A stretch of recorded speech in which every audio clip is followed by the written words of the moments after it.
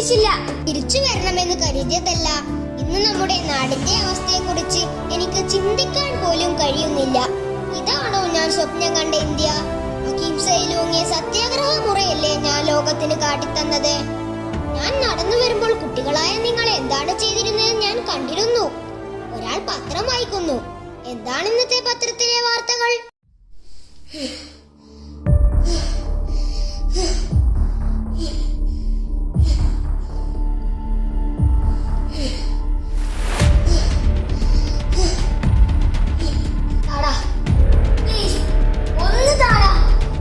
നാളെ തരണമെങ്കിൽ ഇതിലും കൂടുതൽ പൈസ തരണം.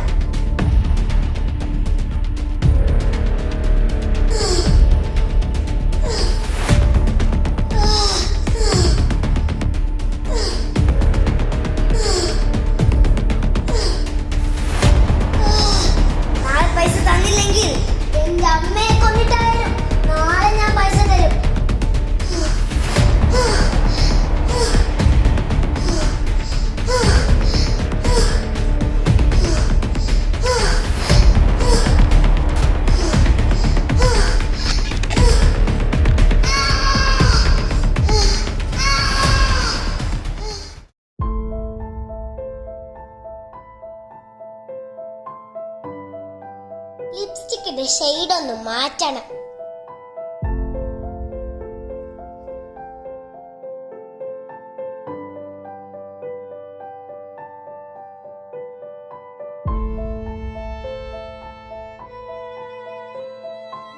നിന്നെ ഏൽപ്പിച്ച ജോലിയൊക്കെ തീർത്തോ?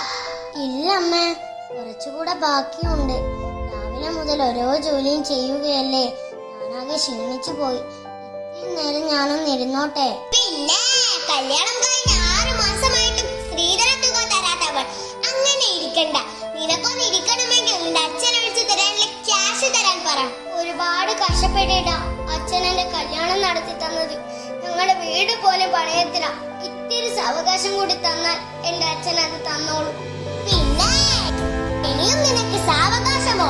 എന്റെ മോനെ പഠിപ്പിച്ച് ഡോക്ടറാക്കിയത് നല്ല സ്ത്രീധനം വാങ്ങി കല്യാണം നടത്താൻ കൂടിയ ഈ നാശത്തിനെയാണല്ലോ എനിക്ക് കിട്ടിയത്. എന്താ അമ്മേ പ്രശ്നം? നിങ്ങൾ എന്നോട് ധിക്കാരം പറയുന്നു. ഞാൻ പറഞ്ഞ കാറും സ്ത്രീധനവും നീ തന്നില്ല, എന്നിട്ടും നിനക്ക് ധിക്കാരമോ? ഹലോ, ഞാൻ പറഞ്ഞ JCB ഒക്കെ അവിടെ എത്തിയോ? എത്രയും പെട്ടെന്ന് തന്നെ ആക്കുന്ന് ഇടിച്ച് നിരപ്പാക്കണം. എന്നാൽ റിസോർട്ടിന്റെ പണി തുടങ്ങാൻ പറ്റൂ. ഏട്ടാ, അത് വേണോ?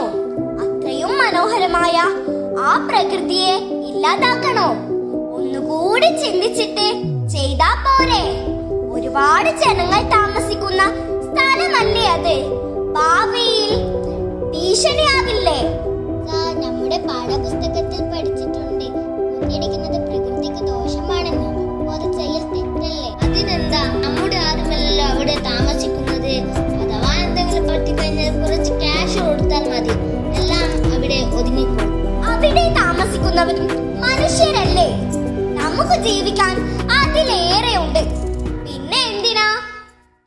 നമുക്ക് കിട്ടിയ സ്വാതന്ത്ര്യത്തെ നാം ദുരുപയോഗം ചെയ്യുകയാണ്. പരസ്പരം സ്നേഹത്തോടെയും സമാധാനത്തോടെയും ജീവിക്കേണ്ട നാം അവനവരുടെ സന്തോഷത്തിനു വേണ്ടി എന്തും ചെയ്യാൻ മടിയില്ലാത്തവരായി മാറിയിരിക്കുന്നു. അതിനു പുറമെ രാഷ്ട്രീയ പാർട്ടികൾ തമ്മിലുള്ള സംഘടനകൾ വേറെയും. ഇതിന്റെയൊക്കെ ദുരിതങ്ങൾ അനുഭവിക്കുന്നതോ പാവപ്പെട്ടവരും. ഞാൻ മാത്രമല്ല വന്നിരിക്കുന്നത്, എന്റെ കൂടെ സരോജിനി നായിഡുവും വന്നിട്ടുണ്ട്. അതിനൊക്കെ സ്വല്പം ബുദ്ധിമുട്ട്. പറഞ്ഞിട്ട് കാര്യമില്ല. ബാബുജി നിങ്ങളോട് എല്ലാം പറഞ്ഞു കാണുമല്ലോ. നമ്മുടെ ഇന്ത്യയുടെ അവസ്ഥ വളരെ ഭയാനകമാണ്. സമ്പന്നരെന്നും സമ്പന്നർ, ദരിദ്രരെന്നും ദരിദ്രർ. ഒരു മാറ്റം വരേണ്ടേ? ഇന്ത്യയുടെ ഭാവി കുഞ്ഞു മക്കളിലാണെന്ന് പറഞ്ഞതുപോലെ നിങ്ങളാണ് നാളെയുടെ സമ്പത്ത്. അതിനാൽ നമുക്ക് ഒരുമിച്ചൊരു പ്രതിജ്ഞ എടുക്കാം. അനീതി വേണ്ട, അനീതി വേണ്ട. അക്രമം വേണ്ട, അക്രമം വേണ്ട. അഴിമതി വേണ്ട, അഴിമതി വേണ്ട. സ്ത്രീകളോട് മാന്യത പാലിക്കുക, സ്ത്രീകളോട് മാന്യത പാലിക്കുക. പാവപ്പെട്ടവരെന്നോ